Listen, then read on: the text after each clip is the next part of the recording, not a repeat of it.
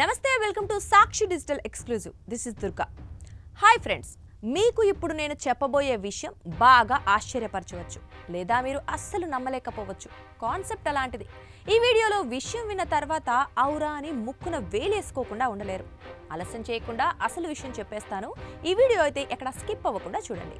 ఈ ఆధునిక సమాజంలో బంధం అనేది పిడికిలిలో ఉన్న మట్టి లాంటిది.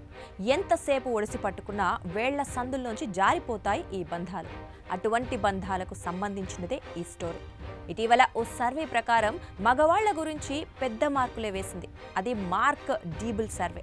దీని ప్రకారం 66% మగవాళ్లు ఏకపత్ని వ్రతులుగా తేలారు. ఇది నిజమా అబద్ధమా అన్నది ఓసారి చూద్దాం. అసలు ముందు మార్క్ డీబుల్ అనేది డాక్టర్ మార్క్ డైబుల్ అనే సైంటిస్ట్ నుంచి పుట్టిన పేరు. ఆయన 2025లో proceedings of the Royal Society biological సైన్సెస్లో ప్రచురించిన అధ్యయనం ప్రకారం మగవాళ్లలో 66% ఏకపత్నిత్వ రేటు ఉంది. ఇది సాదా సీదా సర్వే కాదు. అంటే ఆయన ప్రపంచంలోని అన్ని జీవచరాలలో ఉన్న మగజాతిపై చేసిన సర్వే.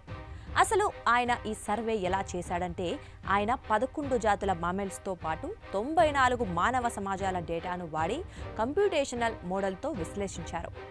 ఈ విశ్లేషణ ప్రకారం ఏకపత్ని తత్వంలో ఏ జాతులు ఏ ప్రాంతంలో ఉన్నాయో ఓసారి చూద్దాం. టాప్లో కాలిఫోర్నియా ప్రాంతంలోని డీర్ మౌస్ 100%తో, ఆఫ్రికన్ వైల్డ్ డాగులు 85%తో ఉన్నాయి.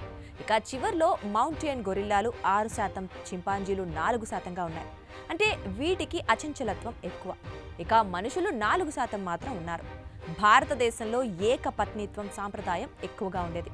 కానీ ఓ బ్రిటిష్ సర్వే ప్రకారం ఆధునిక యువతలో 31% దీన్ని అసాధ్యమని చెబుతున్నారు. ఇప్పుడు ఈ అధ్యయనం వల్ల మనకు తెలిసింది ఏంటి అంటే, ఏకపత్నిత్వం అనేది మన జీన్స్లో లేదు, సమాజంలో ఏర్పడింది. ఇది మనల్ని ఓ విధంగా ఒత్తిడి కలిగిస్తుంది. ఆధునికంగా జెన్ జెడ్లో 50% మంది మోనోగమీని అంటే ఏకపత్నిత్వం అవుట్డేటెడ్ అని చెబుతున్నారు. ఓపెన్ రిలేషన్షిప్స్ పెరుగుతున్నాయి. మగవాళ్లు పాలిగినికి అంటే ఒకరికన్నా ఎక్కువ సంబంధాలు పెట్టుకోవడం పట్ల 6 రెట్లు ఆసక్తి చూపుతున్నారని మరో అధ్యయనం చెబుతోంది. అయితే మన తెలుగు సంస్కృతిలో ఒక్కటి మంచిది అనే సామెత ఉంది, కానీ ఈ డేటా మనల్ని ప్రశ్నించేలా చేస్తోంది. మన సంబంధాలు ఎంత న్యాచురల్ అనే ప్రశ్న పెరుగుతోంది. ఫ్రెండ్స్, ఒకరితో బంధం అంటే జీవితాంతం అది అనుబంధం అవుతుంది. అదే ఒకరికన్నా ఎక్కువైతే అది బంధాలకు అతీతం అవుతుంది. ఏది ఏమైనప్పటికీ జీవిత బంధమా లేక అతీత సంబంధమా అనేది ఎవరికి వారే తెలుసుకోవాలి. ఈ స్టోరీపై మీ కామెంట్స్ తెలియజేయండి.